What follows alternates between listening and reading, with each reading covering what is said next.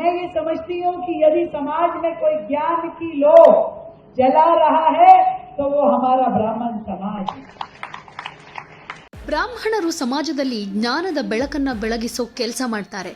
ಎಲ್ಲ ಸರ್ಕಾರಗಳು ಸಮುದಾಯದ ಹಿತಾಸಕ್ತಿಗಾಗಿ ಕೆಲಸ ಮಾಡಬೇಕು ಅಂತ ದೆಹಲಿ ಮುಖ್ಯಮಂತ್ರಿ ರೇಖಾ ಗುಪ್ತಾ ಕೊಟ್ಟಿರುವಂತಹ ಹೇಳಿಕೆ ಈಗ ವಿವಾದಕ್ಕೆ ಎಡೆ ಮಾಡಿಕೊಡ್ತಾ ಇದೆ.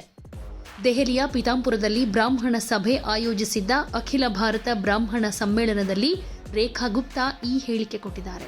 ಬ್ರಾಹ್ಮಣ ಸಮುದಾಯ ಧರ್ಮ ಗ್ರಂಥಗಳನ್ನು ಪೂಜಿಸೋದಷ್ಟೇ ಅಲ್ಲದೆ ಆಯುಧಗಳನ್ನೂ ಕೂಡ ಗೌರವಿಸ್ತಾರೆ.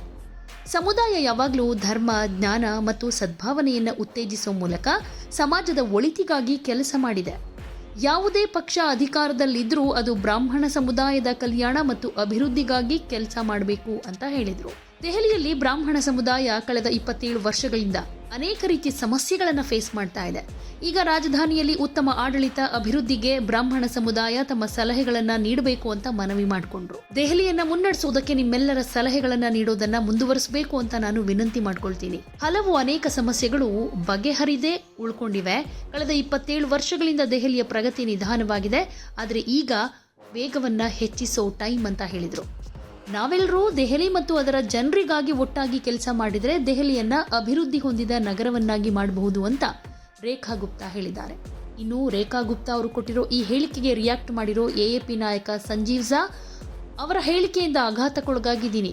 ಕೇವಲ ಅದು ಜನರ ಭಾವನೆಗಳಿಗೆ ನೋವುಂಟು ಮಾಡಿದೆ ಅಂತ ಹೇಳಿದ್ರು. ಇದಕ್ಕೆ ರಿಯಾಕ್ಟ್ ಮಾಡಿರೋ ಆಪ್ ನಾಯಕರು ಇವರ ಹೇಳಿಕೆಗೆ ಟೀಕೆಯನ್ನ ಮಾಡ್ತಿದ್ದಾರೆ.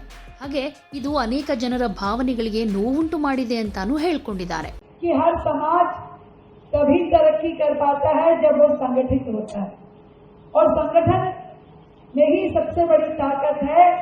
ये विचार आपने किया और आज इतनी बड़ी संख्या में यहाँ पहुंचे हैं। जहाँ तक ब्राह्मण समाज की बात है, मैं ये समझती हूँ कि यदि समाज में कोई ज्ञान की लो जला रहा है तो वो हमारा ब्राह्मण समाज है,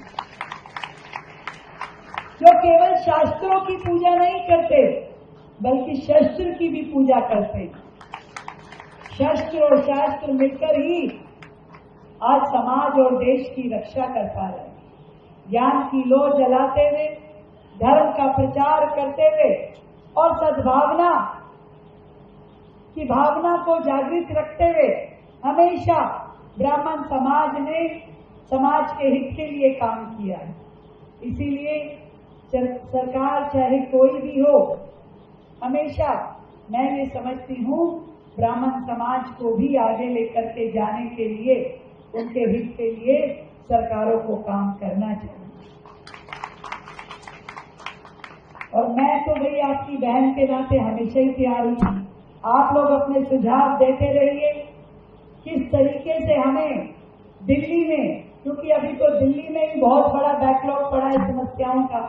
27 साल से ऐसे लग रहा है कि दिल्ली थोड़ा हल्के हल्के चल रही है।